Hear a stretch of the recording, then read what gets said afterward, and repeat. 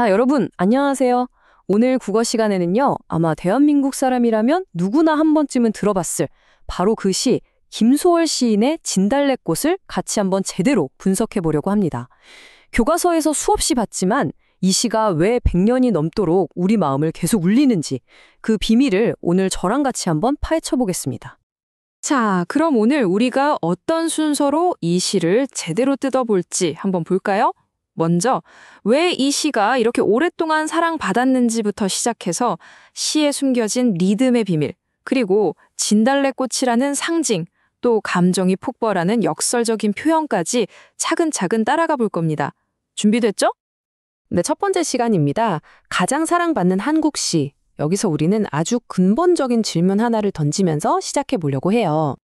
정말 궁금하지 않으세요? 세상에 정말 좋은 시들이 얼마나 많아요. 그런데 왜 유독 이 진달래꽃이라는 시가 우리 할머니, 할아버지 세대부터 우리 세대까지 모두의 마음속에 이렇게 깊이 자리 잡게 된 걸까요? 그 힘은 도대체 어디서 나오는 걸까요? 그 비밀의 열쇠는 바로 여기에 있습니다. 전통의 창조적 계승. 이게 무슨 말이냐면요. 김소월 시인이 그냥 옛날 스타일을 따라한 게 아니라는 거예요. 우리 민족이라면 누구나 익숙한 그런 전통적인 감성과 운율을 가져와서 이걸 자신만의 방식으로 완전히 새롭게, 그래서 더 감동적으로 만들어냈다는 거죠. 여기서 제일 중요한 단어는 창조적이라는 겁니다. 자, 그럼 그 창조적 계승의 가장 대표적인 증거를 한번 찾아볼까요? 바로 이 시가 가진 음악성, 즉 리듬인데요. 조금 딱딱하게 들릴 수도 있지만 이 시의 감동이 어디서 오는지 알려면 반드시 짚고 넘어가야 할 부분이니까 집중해 주세요. 제가 한번 읽어볼게요. 소리에 집중해서 들어보세요. 나 보기가 역겨워 가실 때에는. 어때요? 제가 일부러 끊어 읽은 게 아닌데도 자연스럽게 호흡이 딱딱 끊어지는 게 느껴지시죠? 이게 바로 시인이 아주 정교하게 설계해 놓은 리듬감입니다. 이 리듬의 정체는 바로 삼음보 율격입니다. 음보라는 건 우리가 시를 읽을 때 자연스럽게 끊어 읽게 되는 마디를 말하는데요. 삼음보는 이걸 세 마디로 끊어 읽는다는 뜻이에요. 어렵게 생각할 거 없어요.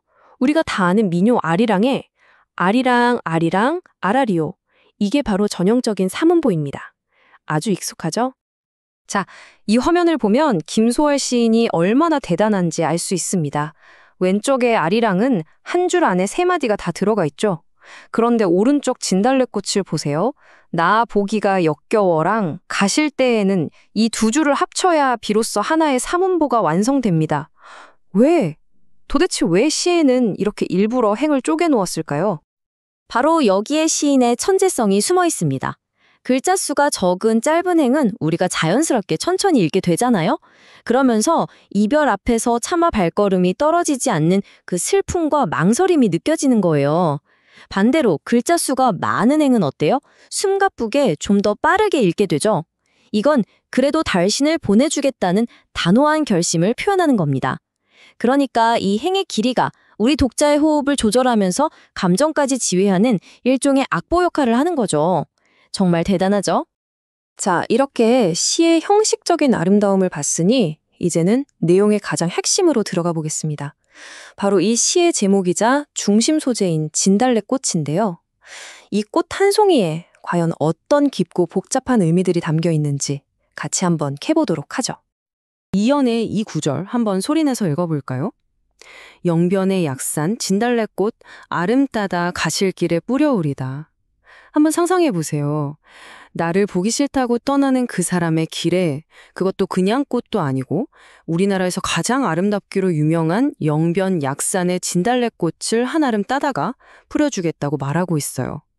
이 행동, 과연 무슨 의미일까요? 이 진달래꽃은요, 그냥 예쁜 꽃이 절대 아닙니다. 첫째, 내 모든 사랑과 정성을 눈에 보이는 형태로 바꾼 거예요. 둘째, 불교에서 부처님께 꽃을 뿌리면서 공덕을 쌓는 행위를 산화공덕이라고 하는데요. 바로 떠나는 님의 앞날을 축복해주는 행위인 거죠. 셋째, 이게 정말 중요한데 이 꽃은 그냥 꽃이 아니라 바로 나 자신, 화자의 분신이자 심장입니다. 그리고 마지막으로 내 심장과도 같은 이 꽃을 밟고 가라고 말하는 건 정말 극한의 자기희생적인 사랑을 보여주는 거죠. 자, 이제 이 시의 하이라이트입니다. 감정과 표현이 최고조에 이르는 부분. 아마 한국 사람이라면 모르는 사람이 없는 바로 그 구절이죠. 가장 이해하기 어렵지만 그래서 가장 아름다운 이 한 줄을 우리가 집중적으로 한번 분석해 보겠습니다. 사뿐히 지려벌고 가시 없어서. 여러분, 이 문장을 딱 듣는 순간 뭔가 좀 이상하다, 말이 안 된다는 느낌이 확 들지 않나요?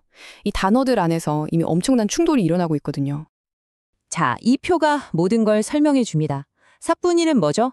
아주 가볍게, 조심스럽게 발을 내딛는 모습이죠. 그런데 지려발다는 뭐예요? 온 힘을 다해서 꾹 눌러서 짓밟는다는 뜻이에요. 아니, 어떻게 가볍게 짓밟을 수가 있겠어요? 이건 마치 차가운 불꽃이나 소리 없는 아우성처럼 논리적으로는 불가능한 말입니다. 우리 문학에서는 이런 표현 기법을 바로 역설법이라고 부릅니다. 이건 시인이 말을 잘못 쓴 게 절대 아니에요. 오히려 이처럼 말이 안 되는 모순적인 표현을 통해서 말로는 다 설명할 수 없는 복잡하고 깊은 속마음을 드러내는 아주 고도의 기법인 거죠. 그럼 이 역설적인 말 속에는 어떤 진심이 숨어 있을까요? 여기에는 정말 여러 가지 감정이 한꺼번에 들어있어요. 제발 가지 마세요라는 간절한 애원, 동시에 어떻게 내 마음을 이렇게 짓밟고 갈 수 있어? 라는 원망, 그러면서도 당신을 위해서라면 내 모든 걸 희생하겠다는 숭고한 사랑까지. 이 모든 복잡한 감정이 사뿐히 지려밟고 라는 이 한마디에 폭발적으로 응축되어 있는 겁니다. 자, 이제 이 기나긴 감정의 여정이 어떻게 마무리되는지 시의 마지막 연으로 가보겠습니다. 화자는 이 주체할 수 없는 슬픔을 어떻게 강렬하고 단단한 의지로 바꿔놓는지 그 과정을 함께 따라가 보시죠. 화면을 한번 보세요. 1년하고 사연이 거의 쌍둥이처럼 닮았죠. 이렇게 시의 처음과 끝을 비슷하게 만드는 구조. 우리가 이걸 뭐라고 부르죠? 네, 맞아요. 수미상관이라고 합니다. 그런데 완전히 똑같지는 않아요. 마지막 한 줄이 말없이 고이 보내드리우리다 에서 죽어도 아니 눈물 흘리우리다로 바뀌었습니다. 바로 이 작은 차이가 엄청난 감정의 변화를 만들어냅니다. 이 수미상관 구조는요, 일단 시 전체에 형태적인 안정감을 주고요, 반복되니까 당연히 운율, 리듬감도 만들어내죠. 그리고 가장 중요한 건 처음의 다짐을 마지막에 다시 한번 반복하고 변주하면서 이별의 슬픔을 감수하겠다는 화자의 굳은 의지를 강조하는 효과를 줍니다. 이 마지막 구절, 정말 결연한 의지가 느껴지죠? 죽어도 아니 눈물을 흘리우리다. 그런데 여러분, 이 말을 들으면 정말 이 사람이 눈물을 한 방울도 안 흘릴 거라고 생각하시나요? 아니죠. 오히려 그 반대일 것 같죠? 바로 여기에 마지막 문학적 장치가 숨어 있습니다. 이 마지막 구절에는 두 가지 중요한 표현법이 같이 쓰였다고 볼 수 있어요. 첫 번째는 반어법입니다. 속마음은 피눈물이 나는데 겉으로는 절대 안 울 거라고 반대로 말하는 거죠. 왜?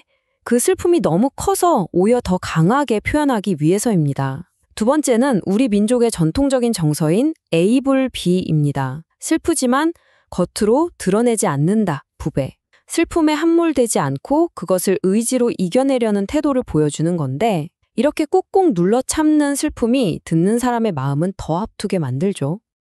자, 오늘 배운 내용을 정리해 보겠습니다.